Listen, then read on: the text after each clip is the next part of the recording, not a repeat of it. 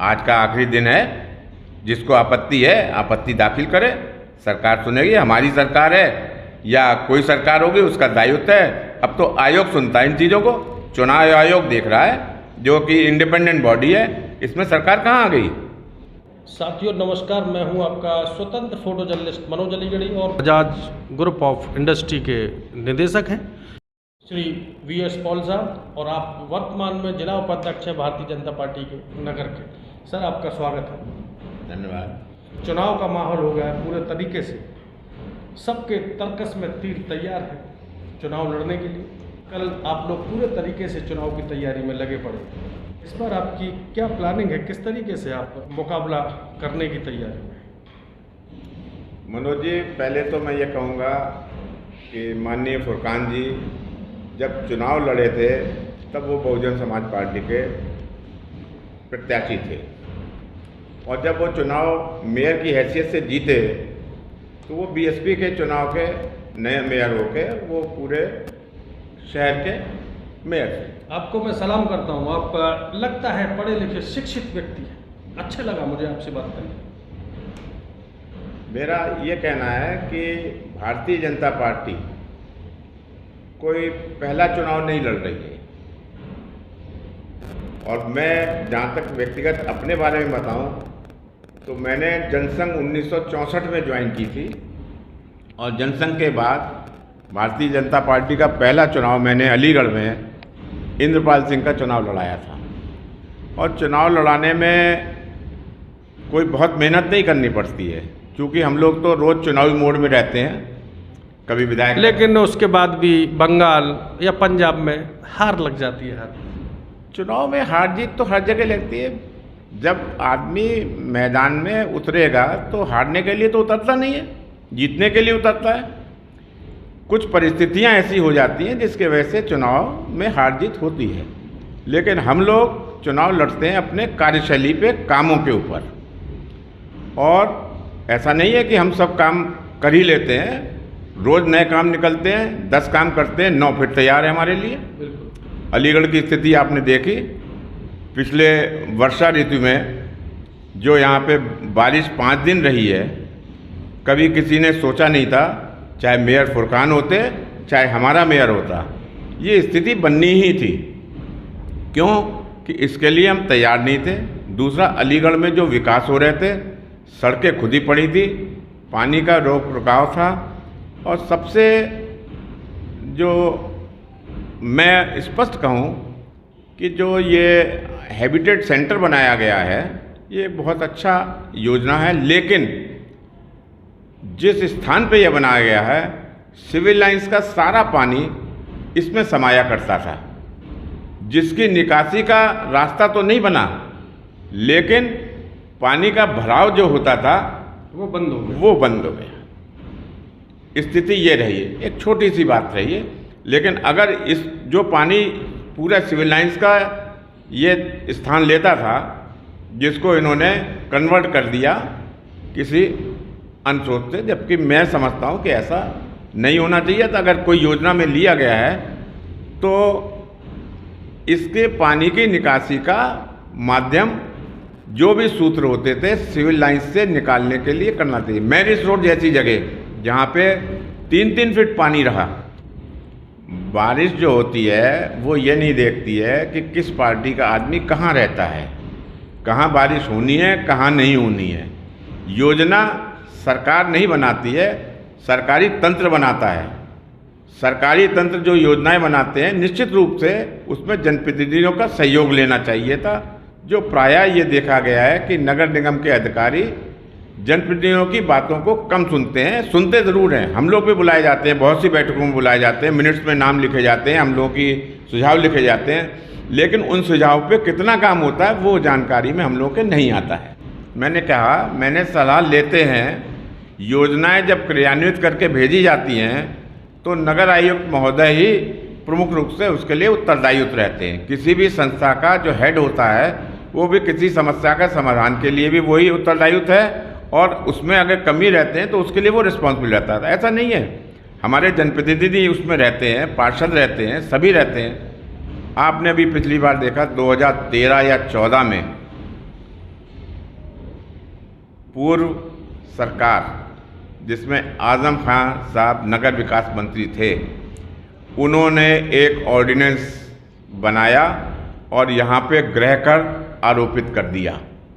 और दुर्भाग्यवश वो, आप उसको ये मान के चलिए कि वो जो उन्होंने गृह कर बढ़ाए थे वो आवश्यक नहीं थे उस समय बढ़ाना, और जिस प्रतिशत से उन्होंने बढ़ाया वो एक बहुत लंबा प्रतिशत था जिसमें उन्होंने गृह कर बढ़ाया, इतनी आवश्यकता नहीं थी।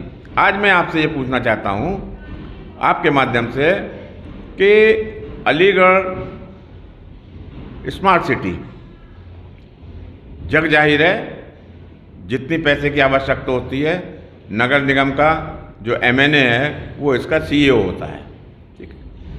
अधिकांश पैसा जो डेवलपमेंट में नगर विकास को, नगर निगम को करना चाहिए वो स्मार्ट सिटी में खर्च हो रहा है। चाहे सड़क बन रही हैं, चाहे नाले नालियाँ बन रही हैं, चाहे पुलियाँ बन रही हैं। तो जब ये पैसा करोड़ों रुपया इसमें खर्च कर रहा है नगर विकास में, और ये सड़कें दुरुस्त हो रही हैं, चौराहे दुरुस्त हो रहे हैं, जो कि पहले नगर निगम का काम होता था, तो टैक्स लगा के किस पैसे को कहाँ ले जाना चाहते हैं? सरकार आपकी है, आपका जवाब देना होगा। मैं ये नहीं कह रहा, मैं तो आपकी बात को ये बताना चाहता हूँ कि जनता जागरूक होनी चाहिए। जनता को जागरूक होना चाहिए कि जनता जो अपने क्षेत्र में काम नहीं करवा पा रही है या जनप्रतिनिधि कार्य नहीं करवा पा रहे हैं, उसके लिए आवश्यक ये है कि नगर निगम के जो पदाधिकारी पहले थे पूर्व में या जब भविष्य में आने वाले हैं, वो अपनी जिम्मेदारी को। महोदय, जनता जागरूक हुई तभी तो विकल्प चुना बसपा। मैं वहीं घूम के आता हूँ कि अगर मेयर भारतीय जनता पार्टी का होता तो ये 5 साल में जो शहर की स्थिति है वो नहीं होती। और मैं आपसे ये माध्यम से कहना चाह रहा हूँ, जनता से ये फिर कहना चाहता हूँ कि मेयर आप भारतीय जनता पार्टी का दीजिए और आप देखेंगे इस 5 साल से पहले जब आपके माननीय आजम साहब थे तब गृह कर उतना ही थे, अब तो गृह कर इन्होंने 6-6 गुना 8-8 गुना। इंडस्ट्रीज जो राज्यपाल के अधीन आती है, हम लोग लीज प्रॉपर्टी पे बैठे हुए हैं, हम केवल फैक्ट्रियाँ चला रहे हैं, एम्प्लॉयमेंट दे रहे हैं, उस पर हमसे टैक्स लगाया 6 गुना, गृह कर का 3 गुना। सर, सरकार आपकी है, ये सवाल एक मेयर से नहीं हल हो सकते। आप सरकार आपकी, मुखिया आपके, आप और उनका योजनाओं का क्रियान्वयन करने वाले आपके लोग हैं। तो आपको बता तो रहा हूँ। हाँ, पता है सर। अगर हमारी टैक्स बढ़ा तो आपको कुचलने का काम हुआ, आम जनता की प्लेट से खाना छीनने का काम हुआ, और आप कह रहे हैं कि मेयर अगर हमारा होगा तो और ही बेहतर होगा। क्या इरादा है आगे? मेरा इरादा बड़ा स्पष्ट है कि आपने टैक्स बढ़ाया और हमने ये देखा कि ये गलत है, जनता पे नाजायज़ टैक्स लगा गई है पिछली गवर्नमेंट, तो हमने पिछले 5 साल में उसको नहीं बढ़ने दिया। मोहम्मद फुरकान साहब की योजना देखिए, उन्होंने पूरे तरीके से निंदा प्रस्ताव पास कर दिया सरकार के नुमाइंदे पर। कितनी बड़ी योजना का उन्होंने रोकने का प्रयास किया। बसपा के ही मेयर हो सकते हैं ऐसे काम को रोकने के लिए। मोहम्मद फुरकान साहब अगर चाहते तो जो पार्षदों की रिक्वेस्ट पे बैठक बुलाई गई और उसमें वो पार्षदों ने, जिसमें बहुमत बीजेपी का था, इसकी वजह से ये वापस हुआ है, वरना संभव नहीं था। सरकार भी तो आपकी। और सुनिए, चूंकि चुनाव आ रहे थे तो माननीय फुरकान जी को ये नजर आने लगा कि जनता मेरी बखिया उधेड़ेगी, ठीक है, तब उन्होंने ये इनका समर्थन लेके, बीजेपी पार्षदों का समर्थन लेके। नहीं तो फिर क्यों दिया समर्थन? विरोधी को समर्थन की क्या आवश्यकता पड़ी थी? क्या इनकी आगे की प्लानिंग ध्वस्त होती नजर आ रही थी? हम विरोधी नहीं थे, हम तो नगर के विकास के पक्ष में थे। हम इसलिए गृह कर नहीं बढ़ना देना चाह रहे थे कि जनता पे अनावश्यक बोझ आ रहा था। 4 साल तक माननीय फुरकान जी को नजर नहीं आया। महोदय, मैं यही तो कहना चाह रहा हूँ, जनता पर, आम जनता पर बोझ पड़ रहा था। सरकार आपकी, प्रशासन के आला अफसरान आपके, योजनाओं को आगे बढ़ाने वाले सब आपके, फिर मोहम्मद फुरकान का क्या दोष है? माननीय महोदय, क्या उसको घेरने की प्लानिंग थी? माननीय मनोज जी, मिस्टर AK शर्मा, माननीय नगर विकास मंत्री को जब ये सारी चीज़ें हम लोगों ने प्रत्यावेदन दिए, उनको हम लखनऊ मिल के आए, वो अलीगढ़ आए, उन्होंने सबसे चर्चा की, अधिकारियों से पूछा कि भाई ये कैसे हो गया, इसको कैसे रोका जा सकता है। ये उन्होंने उनसे क्या बात करी हम लोगों की अपनी सारे शहर की जनता आपके सामने स्पष्ट है, जनता में बहुमत में कौन है, लेकिन इस विषय पे सब एक थी और ये होना चाहिए। आज मैं फिर ये कहता हूँ कि अलीगढ़ का जो मेयर है वो पार्टी स्तर से उठ के होना चाहिए। आप सुनिए, पार्टी स्तर से उठ के होना चाहिए। जनता को ये देखना है कि हमें मेयर किसको चुनना है, जो अलीगढ़ के विकास को राजनीति से हटके, हमारे 7 विधायक हैं, 2 MLC हैं, सब हैं, लेकिन उसके बावजूद भी 3 MP भी, 1 MP होता है। अरे सर, अलीगढ़ में 3 MP हैं। हाथरस वाले अलीगढ़ में रह रहे, अलीगढ़ वाले अलीगढ़ में रह रहे, कह रहे हैं, फिर आप कह रहे हैं अलीगढ़ में रहने से क्या होता है, रहने से मान्यवर क्या होता है, राइट्स तो एक ही MP के होते हैं। माननीय सतीश गौतम के ही प्रयासों से ये सारा कुछ वापस हुआ है और आगे भी आप देखिएगा, मेयर को चुनने के आने दीजिए। ये जो गृह कर इन्होंने बढ़ाया है, इस पे एक उच्च स्तरीय जांच होगी। ये जो सर्वे कराया है, ये सर्वे में सरकारी मशीनरी ने दुरुपयोग किया है, कोरोना काल में इन्होंने ये किया है, इस सब पे जांच होगी और इस पे जो भी दोषी पाया जाएगा, हम लोग माननीय मुख्यमंत्री जी से मिलेंगे और इस पे कार्रवाई कराएंगे कि ये कैसे हुआ, ये गुमराह किया। चुनाव के समय ये सब चीज़ें आई हैं, इसलिए मैं इस पे विषय अधिक नहीं बोलना चाहता। आप अलीगढ़ का मेयर बनाइए और पार्षदों को दीजिए। मैं ये नहीं कहता कि और लोग इसमें नहीं आएंगे, जनता है, जनता का प्रतिनिधि हर एक क्षेत्र से होना चाहिए और जो कार्यकर्ता काम करता है क्षेत्र में उसको वोट दीजिए, वो काम करता है। हम भी ये कहेंगे, हमारे यहाँ भी आप उस कैंडिडेट को जिताइए जो आपके समय उपलब्ध रहता है। आपने बड़े तरीके से रणनीति बनाई है चुनाव की। कुछ लोगों से मुलाकात हुई, उन्होंने कहा कि इन्होंने कुछ पॉकेट्स को हटाकर देहात को नगर निगम में बना दिया और नगर निगम से सटे हुए क्षेत्रों को किसी विशेष धर्म के लोगों की वजह से दूर कर दिया। क्या कहेंगे आप? कोई प्रमाण दीजिए इसका। प्रमाण तो समाचार पत्रों के माध्यम से और लोगों की शिकायत के माध्यम से ऊपर भेजा जा रहा है। शिकायत करके कोई आएगी तो उस पर कार्रवाई होगी। आज का आखिरी दिन है, जिसको आपत्ति है आपत्ति दाखिल करे, सरकार सुनेगी। हमारी सरकार है या कोई सरकार होगी, उसका दायित्व है। अब तो आयोग सुनता है इन चीज़ों को, चुनाव आयोग देख रहा है, जो कि इंडिपेंडेंट बॉडी है। इसमें सरकार कहाँ आ गई?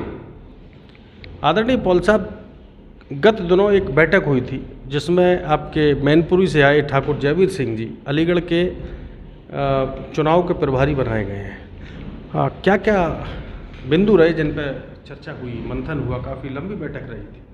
मनोज जी, बैठक हमारी चुनाव संबंधी संगठनात्मक बैठक थी, जिसकी चर्चा हम सार्वजनिक नहीं कर सकते हैं, लेकिन फिर भी मैं आपसे ये बताना चाहूँगा कि माननीय मंत्री जी, जो कि मुलायम सिंह के क्षेत्र से आते हैं और मुलायम सिंह के क्षेत्र के एक योद्धा माने जाते रहे, जहाँ तक मेरी जानकारी है वो कभी कोई चुनाव नहीं हारे, वो विधायक रहे, आज भी मंत्री हैं और पिछले चुनाव में भी भारी बहुमत से जीते हैं। उनकी योजनाएं, चुनाव लड़ने की रणनीति, इन सब को देखते हुए संगठन ने उनको अलीगढ़ का दायित्व इसलिए दिया कि पिछले चुनाव में जो कमियां रह गई हैं, जिसकी वजह से अलीगढ़ का चुनाव हम लोग हार गए हैं। 2 चुनाव हमारे उत्तर प्रदेश में, एक मेरठ का और एक अलीगढ़ के। संगठन का ये प्रयास है कि ये दोनों सीटें हमें वापस लेनी है और इस तरह से जितनी भी निगम की सीटें हैं वो हमको जीतनी है। इसलिए उनको, और माठ के विधायक हैं चौधरी राजेश जी, उनको यहाँ पे सह प्रभारी नियुक्त किया गया है। गत बैठक में कोई विशेष चर्चा नहीं हुई है, लेकिन जनप्रतिनिधियों से और कार्यकर्ताओं से जिनको जिनको जिम्मेदारी दी है उनको अपनी बात कही है और बाकी जो भी जिसके साथ कोई समस्या है उसके लिए उन्होंने उनसे कहा है कि आप लोग अपने विषय में जो भी आप लोगों को परेशानी हो मुझसे आप बताएं। अभी हाल में ही मुलायम सिंह जी की सीट खाली हुई है तो उसका भी नॉमिनेशन संभवतः 17 तारीख के आसपास है। तो उनकी व्यस्तता हो गई। उन्होंने स्पष्ट कहा कि इस व्यस्तता के बाद भी मैं आपके यहाँ आता रहूँगा चुनाव में, और कोई भी कमी है आपको, उन्होंने अपना मोबाइल नंबर सबको दिया है और सबसे बात की है। अभी मेरी 1 घंटा पहले उनसे मोबाइल पे बात हुई है, तो वो बनारस दीप कार्यक्रम जो चल रहा है, दीपदान कार्यक्रम चल रहा है, उसमें जा रहे थे। तो उन्होंने मुझे इतवार का समय दिया है, बैठेंगे, बात करेंगे। अलीगढ़ को किसी भी तरह से कि आप समझ लीजिए, आप साम दाम दंड भेद नहीं, ये तो भाषा अन्य पार्टियों की है, मैं इंगित नहीं करूंगा पार्टी का नाम। हम लोग संगठनात्मक तरीके से चुनाव लड़ते हैं और हर घर जाते हैं। आप ये देख रहे होंगे कि पिछले 15 दिनों से हर घर में जा रहे हैं, वोट बढ़ रहे हैं, घट रहे हैं, कट रहे हैं, सब काम कर रहे हैं। उसमें सरकारी मशीनरी लग रही है। सरकारी मशीनरी को आप ये मत समझिए हमारी लग रही है, हमारे क्षेत्र में भी हर संप्रदाय के लोग काम कर रहे हैं। तो ऐसा नहीं, सरकारी मशीनरी अपनी जिम्मेदारी से काम कर रही है और हमको हर तरह से सहयोग कर रही है और हर एक को सहयोग करती है। ऐसा नहीं है, क्योंकि उनको भी अलीगढ़ में ही रहना है, हम लोगों को भी अलीगढ़ में ही रहना है, विकास के कार्य कर रहे हैं। तो चुनाव मैं आपको आश्वस्त करता हूं कि अलीगढ़ में सारी पार्टियां एक हो जाएं, कोई भी रणनीति अपना लें। हमारा जो वोटर है और जो हमारी कार्य पद्धति है उसमें कहीं भी कोई खरा नहीं उतरता है। जब हम पन्ना प्रमुख बनाने लगे तब दूसरी पार्टियों को समझ में आता कि ये चीज़ बहुत अच्छी है, तो उनने पन्ना प्रभारी बनाना शुरू कर दिया। तो आप ये देख लीजिए, जब वो हमारे पीछे चल रहे हैं तो पीछे ही रहेंगे, आगे के आने की संभावना भी पिछले 20-25 साल कहीं नहीं है। धन्यवाद। तो आप थे हमारे साथ आदरणीय वीएस पॉल साहब, जो बजाज ग्रुप ऑफ इंडस्ट्री के निदेशक हैं, और आपने पूरे तरीके से वर्तमान राजनीति पर चर्चा की। साथियों, अभी सभी पार्टियों के पत्ते अभी दबे हुए हैं, इंतज़ार करिए थोड़ा सा, कौन किस पार्टी से कौन जिम्मेदार व्यक्ति दावेदारी करेगा और किसको टिकट मिलेगी, ये तो रण चुनाव में ही मालूम पड़ेगा। मैं हूं आपका मनोज अलीगढ़ी। आशा ही नहीं, पूरा विश्वास है आप मेरे सोशल मीडिया प्लेटफॉर्म को लाइक करेंगे, शेयर करेंगे और सब्सक्राइब भी करेंगे। बहुत बहुत धन्यवाद। जय हिंद, जिंदाबाद।